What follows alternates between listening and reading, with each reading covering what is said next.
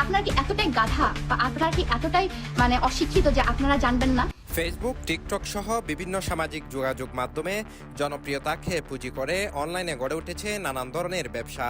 অনলাইনের পাশাপাশি শোরুমও খুলে বসেছেন অনেক উদ্যোক্তা। তবে গ্রাহকের সরলতার সুযোগে ব্যবসার আড়ালে প্রতারণার ফাঁদও পেতেছেন অনেকে। সম্প্রতি চট্টগ্রামের চকবাজারের বালি আর্কেডে এমন একটি শোরুমে প্রতারণার প্রমাণ পেয়েছে জাতীয় ভোক্তা অধিকার সংরক্ষণ অধিদপ্তর।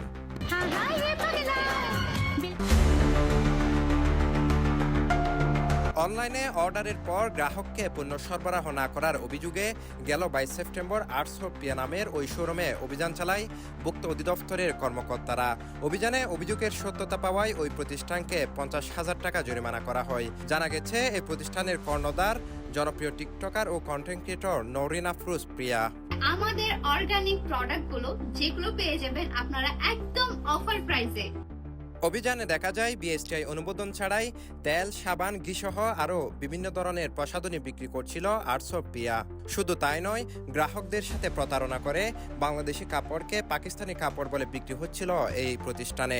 এসব অনিয়মের কারণে এই প্রতিষ্ঠানকে জরিমানার পাশাপাশি ভবিষ্যতের জন্য সতর্কও করা হয়। পাকিস্তানি লন কাপড় বিক্রি হচ্ছে, তো আমরা বললাম ডকুমেন্ট দেখান, তো ডকুমেন্ট দেখাতে পারলেন না। পরে বললেন যে এটা পাকিস্তানি লনের টাইপ, এটা পাকিস্তানি লন না। পরে ডকুমেন্ট একটা দেখালেন, কিন্তু সেখানেও কোনো ওনার ক্রয়ের যে ডকুমেন্ট সেটা, কিন্তু সেখানে আবার লেখা নাই যে এটা পাকিস্তানি লন বা পাকিস্তানি লন টাইপ এরকম।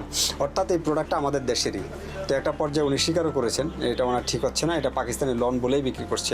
বিএসটিআইয়ের ম্যান্ডেটরি প্রোডাক্ট ঘি আছে, তেল আছে, বিউটি সোপ আছে, আরও বেশ কিছু প্রোডাক্ট আছে। কিছু প্রোডাক্ট আছে যেমন ঘিতে উৎপাদনকারীও নাই, এখানে এটা কি ভেজিটেবল ঘি নাকি গাওয়া ঘি কোনো কিছুই উল্লেখ নেই, এটার মেয়াদ কবে কোনো কিছুই নেই।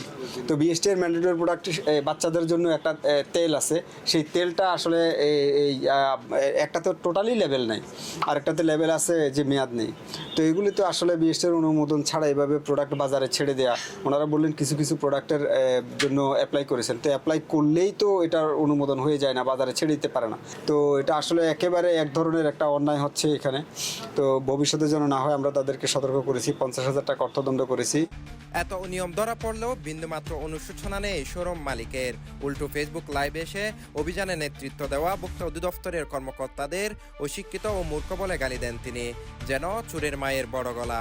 আপনারা কি এতটাই গাধা বা আপনারা কি এতটাই অশিক্ষিত যে আপনারা জানবেন না কোনো জিনিস? প্রতারক যদি আমি হইতাম করবে। আমার কথা হচ্ছে, আমি এটা তো কষ্ট পাইনি, সে আমাকে জরিমানা করছে, সে আমাকে আমার ম্যানেজমেন্ট ভুলের কারণে সে আমাকে জরিমানা করতে পারে, কিন্তু সে কেন আমাকে বলবে যে আমি প্রতারণা করছি? এই ঘটনার পর দফায় দফায় বেশ কয়েকবার লাইভে আসেন তিনি, পাঠান ভিডিও বার্তাও। ওইসব বার্তায় নিজের ভুল তো স্বীকার করেননি, বরং নিজেকে জাহির করতেই যেন ব্যস্ত ছিলেন নওরিন। নিজেকে প্রতারক বলে যেন কোনোভাবেই মেনে নিতে পারছেন না তিনি। ওয়্যার অ্যাজ আমি কোনো প্রতারণাই করি নাই। সে ডিরেক্টলি আমাকে মেন্টালি আমার হিউমিলেট করছে, সে আমার ব্র্যান্ডের নাম খারাপ করছে। একজন তরুণ উদ্যোক্তার এমন অসংলগ্ন ও বেপরোয়া আচরণে তুমুল সমালোচনার ঝড় উঠেছে সামাজিক যোগাযোগ মাধ্যমেও। এমনকি জনপ্রিয় অভিনেত্রী পরিমণিও এক ফেসবুক পোস্টে শিশুদের সেনসিটিভ পণ্য নিয়ে ব্যবসা করার আগে সতর্ক থাকার আহ্বান জানান। বেবি ওয়ালের সাথেও পেয়ে যাবেন বেবি প্রোডাক্টস। এই ঘটনায় অনলাইনে জনপ্রিয়তা ব্যবহার করে গড়ে ওঠা ব্যবসাগুলোর স্বচ্ছতা ও নৈতিকতা নিয়ে প্রশ্ন উঠেছে। জনপ্রিয়তার আড়ালে যারা গ্রাহকের সাথে প্রতারণা করেন তাদের ব্যাপারে সরকারকেও আরও কঠোর হওয়ার পরামর্শ দিয়েছেন সংশ্লিষ্টরা।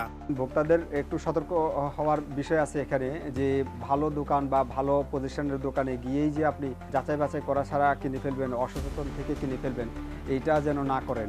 এরকম যদি আমাদের কাছে আরও তথ্য আসে, আরও অভিযোগ আসে, আমরা আইনগত ব্যবস্থা গ্রহণ করব। বাংলাদেশের যেখানেই থাকুক ভোক্তা অধিদপ্তর এই বিষয়ে কাজ করবে। Sheikh Mohammad Faisal, CTG post, Chittagong.